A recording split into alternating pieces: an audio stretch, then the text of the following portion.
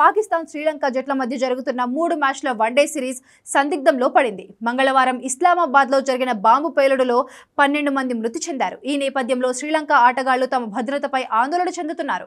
ఇప్పటికే ఈ విషయాన్ని తమ క్రికెట్ బోర్డుకు తెలియజేశారు. ఒకరు కారు ఇద్దరు కారు ఏకంగా 8 మంది ఆటగాళ్లు వెంటనే పాకిస్తాన్ను వీడి స్వదేశానికి వెళ్లాలనే నిర్ణయం తీసుకున్నారు.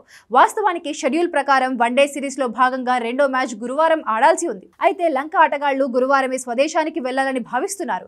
ఈ క్రమంలో ఈ సిరీస్ రద్దయ్యే అవకాశాలు ఎక్కువగా ఉన్నాయి. ఇక ఇదే వేదికపై జరిగిన తొలి వన్డే మ్యాచ్లో పాకిస్తాన్ విజయం సాధించింది. ఈ సిరీస్ తర్వాత ముక్కోణపు సిరీస్ జరగాల్సి ఉంది.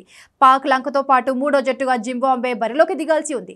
ఇస్లామాబాద్కు చాలా దగ్గరలోని రావల్పిండి ఉండడం లంక బ్యాటర్లకు ఆందోళన మరింత పెంచుతోంది. కాగా ఇప్పటికే లంక క్రికెట్ బోర్డు అధికారులు పాకిస్తాన్ క్రికెట్ బోర్డు అధికారులతో సమావేశమయ్యారు. ఈ సమావేశంలో క్రికెటర్లు జట్టు సిబ్బంది సభ్యుల భద్రతపై చర్చించారు. పీటీఐ ప్రకారం పాకిస్తాన్ క్రికెట్ బోర్డు అధ్యక్షుడు నఖ్వీ శ్రీలంక క్రికెట్ జట్టు అధికారులను కూడా కలిశారు. వారికి భద్రతపై హామీ ఇచ్చారు. ఈ క్రమంలో జట్టును వీడే 8 మంది ఆటగాళ్ల స్థానాలను రిజర్వ్ బెంచ్లోని ప్లేయర్లతో భర్తీ చేసి సిరీస్ కొనసాగించేలా ప్రయత్నం చేస్తామని పీసీబీకి లంక బోర్డు సూచన ప్రాయంగా హామీ ఇచ్చినట్లు తెలుస్తోంది.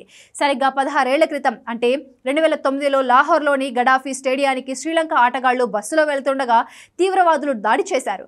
లంక ఆటగాళ్లు ప్రయాణిస్తున్న బస్సుపై తూటాల వర్షం కురిపించారు. ఈ ఘటనలో పలువురు లంక ఆటగాళ్లకు తూటాలు తగిలాయి. ఈ ఘటన తర్వాత దాదాపు 10 ఏళ్ల పాటు ఏ విదేశీ జట్టు కూడా పాక్లో పర్యటించలేదు.